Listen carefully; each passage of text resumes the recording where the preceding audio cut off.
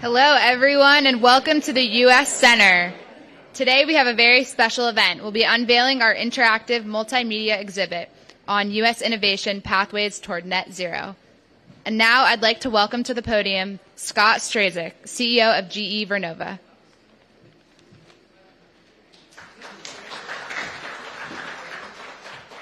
What a great setting here today. At the start, I just want to thank the U.S. Center team for putting on the event. Specifically, I want to thank U.S. Special Presidential Envoy for Climate, John Kerry, for helping us lead and bring this event together today. As the CEO of GE Vernova, a purpose-built company to electrify and decarbonize the world, I am proud to be here representing our 80,000 employees.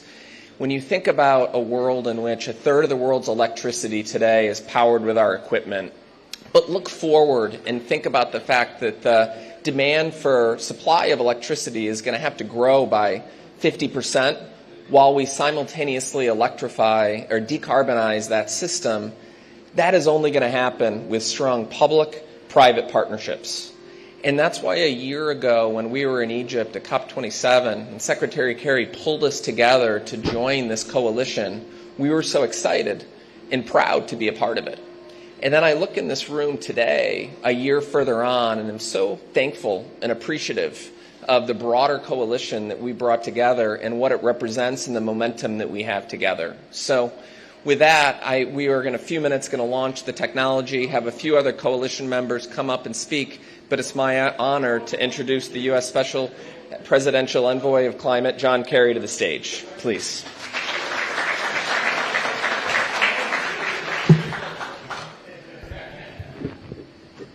Greetings, everybody. Welcome to the American Center, and this is U.S. Center. I'm not sure how many events have taken place in the meantime, but I started my morning here, midday here, and we'll see what happens, whether this is where I'm going to sleep. Scott, thanks. Really, thank you enormously. GE Vernova is sort of the next iteration of a major company that I grew up with. Massachusetts headquarters was in Boston. And we all know GE, and of course the GE Hour brought us Ronald Reagan, so we also know it for that. But I want to underscore what Scott just said to all of you.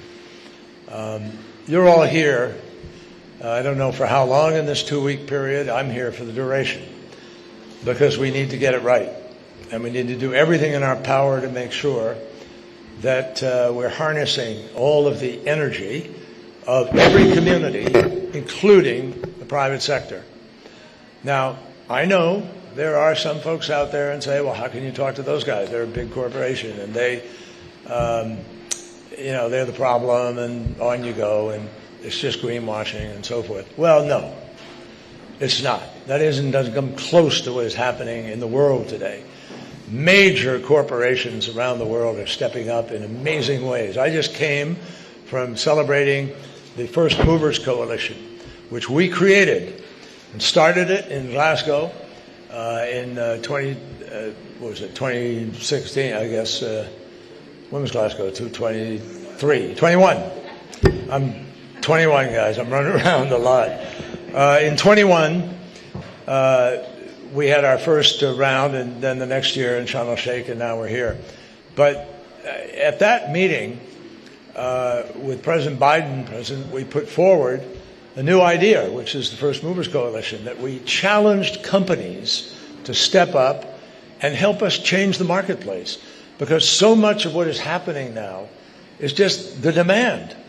There's huge demand for fossil fuel. People want to drive their cars. They want to go to work. They want to go to the doctor, go get the medicine, want to take a vacation. Whatever the reason is, people are going to get in their cars. And until we have more demand and more availability of electric vehicles, you will then see the begin the tailoring off. Now, that's what has been predicted by the International Energy Agency, that because so much electric vehicle penetration is now taking place, because so much clean energy and renewable is now reaching the deployment stage, you are seeing demand begin. And they've detected that there will be a terminal down slope of demand for fossil fuel in a couple of years. Why is that happening? Because companies are changing all around the world. Ford and General Motors are part of the First Movers Coalition. And together with Volvo and others, they have committed that 10% of the steel that they buy to make their vehicles is going to be green steel. But there's only about one place green steel is made. So you send a signal in the marketplace, hey, if you make green steel, there's people there who are going to buy it. That's what an offtake is.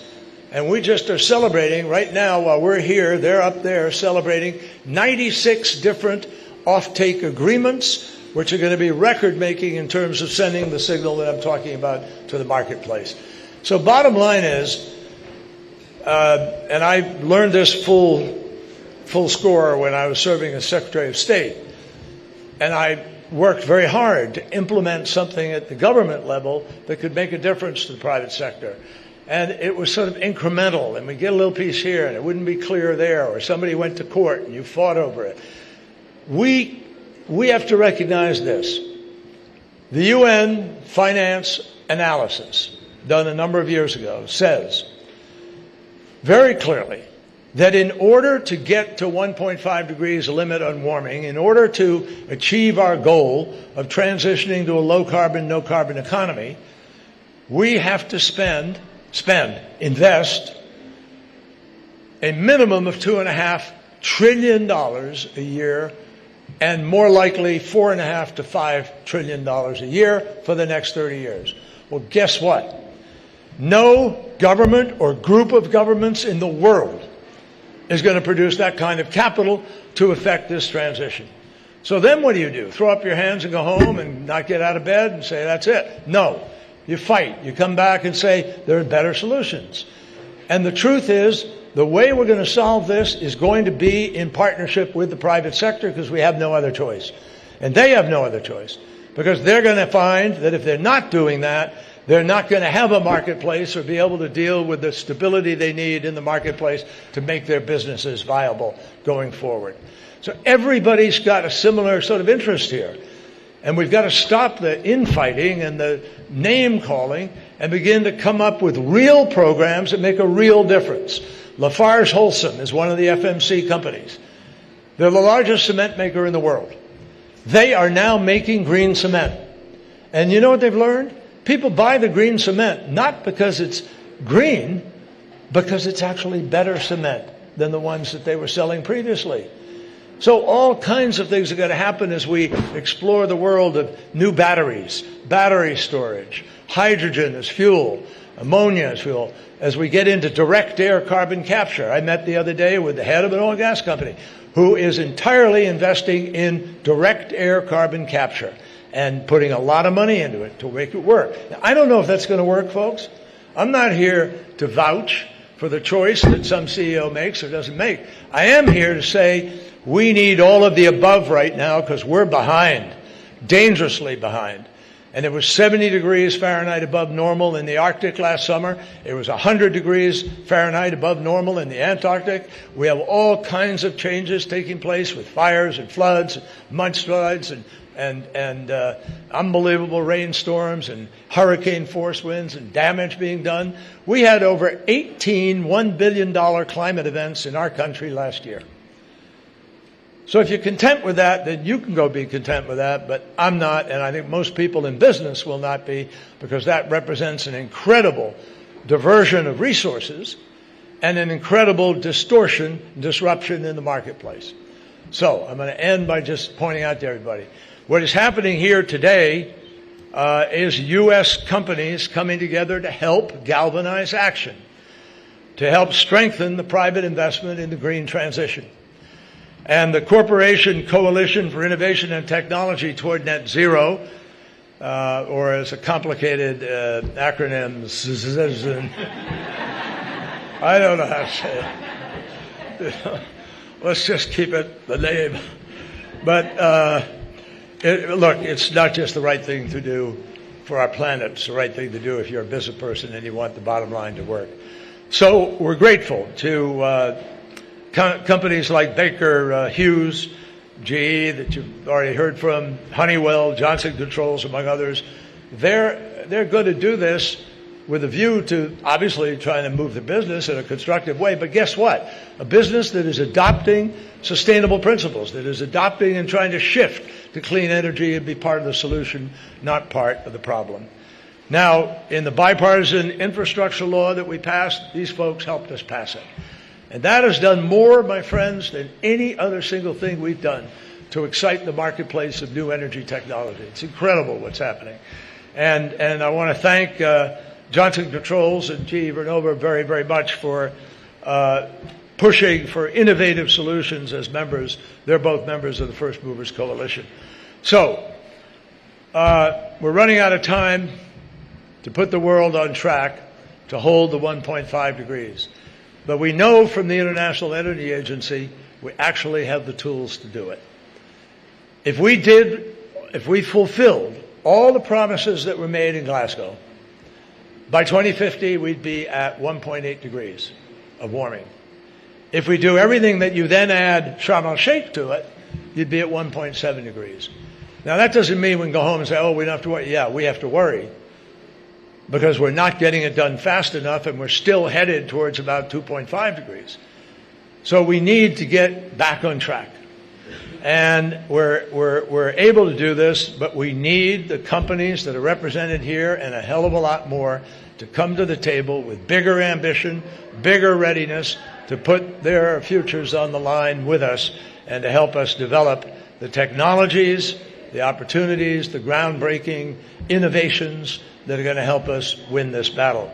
And I'm convinced that, and I want to thank them. They've done this incredible display, which I have not yet seen, but I'm hearing everybody buzzing about it.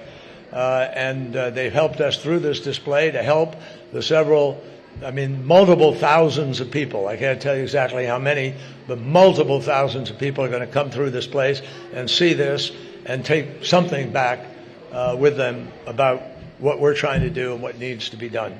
With that, it's my pleasure to introduce Lorenzo Simonelli, the Chairman and CEO of Baker Hughes. Thank you all.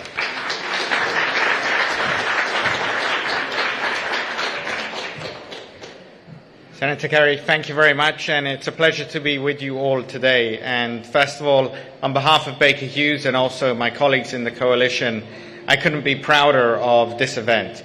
At the end of the day, Baker Hughes made its own pledge in 2019 to be net zero by 2050, Scope 1 and Scope 2, and continue to also abate Scope 3.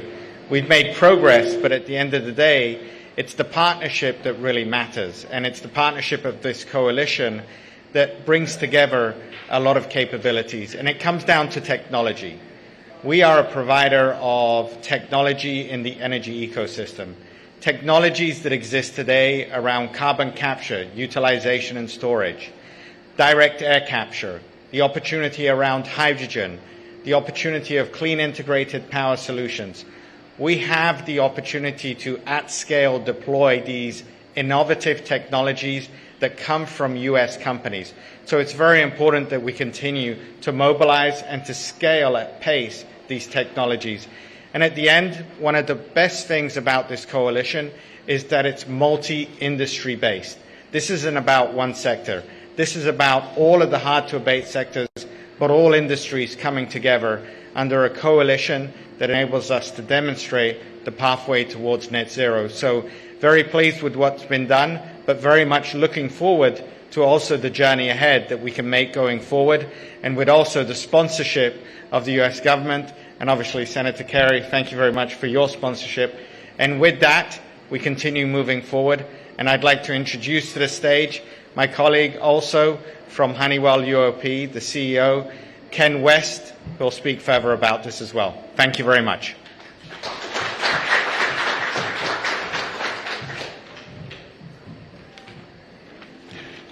Thank you, Lorenzo, and thank you, Secretary Kerry, and the U.S. government staff here, our NGOs and fellow industry partners. It's a real pleasure to be able to be here representing Honeywell UOP and to be part of this coalition. Honeywell is a proud partner whose members are innovating, a proud partner of the coalition whose members are innovating the needed new technologies to really decarbonize the world. Our collective work is a true testament of how public, private, and partnerships can come together and advance solutions to meet the toughest of climate challenges. Recently enacted policies in the U.S., like the Inflation Reduction Act and the Bipartisan Infrastructure Law, are essential to this effort, coupled with industry investment, These policies are positioned the U.S. as a leader in deploying clean energy technologies. Technologies like emissions monitoring and management, sustainable fuels, clean hydrogen are very promising to decarbonize the energy industry, industrial processes, and the transportation sector. These are just a few that you're going to see in the exciting display over to the side. Deploying them globally and at a wide scale is needed, and time is of the essence. Platforms like COP28 are vital to advancing this work across global markets. Thank you again for the opportunity to showcase our technologies at the U.S. Center.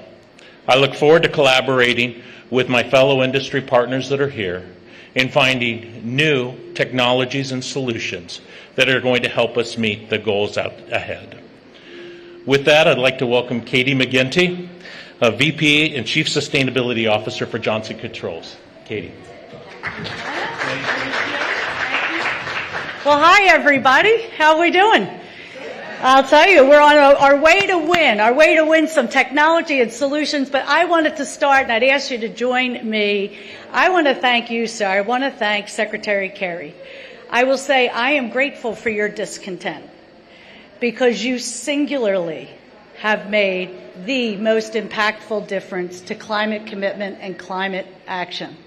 30 years and counting, and I know you're not done yet, but you have been a singular force to make it so that we're here today. So thank you very, very much.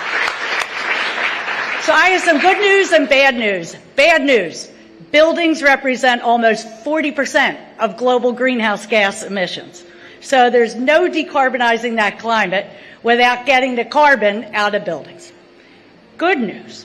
We have the technology today to get that job done, and not only to dial it down, but to change buildings that are a big carbon problem into living, active batteries that are net zero or even net energy positive.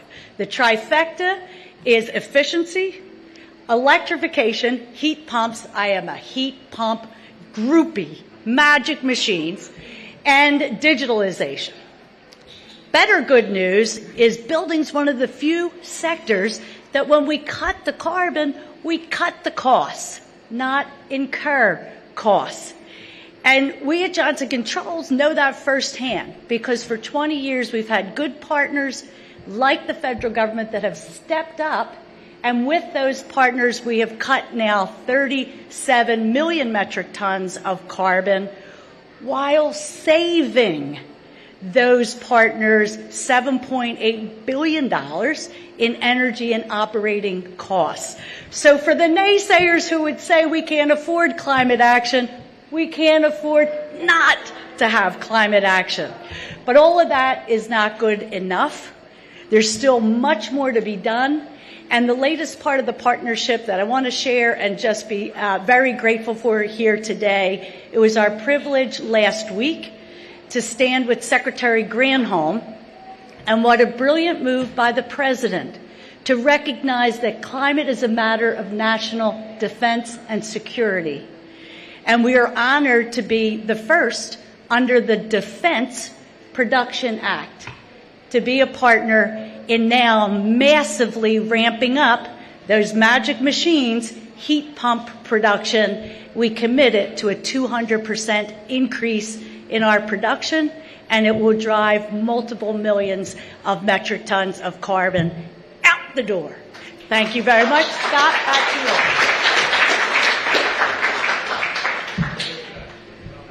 Thank you, everyone. Thank you for all of our speakers. We're going to now launch the Tech Showcase, and Secretary Kerry, if you'll walk over with me, we're going to do it together.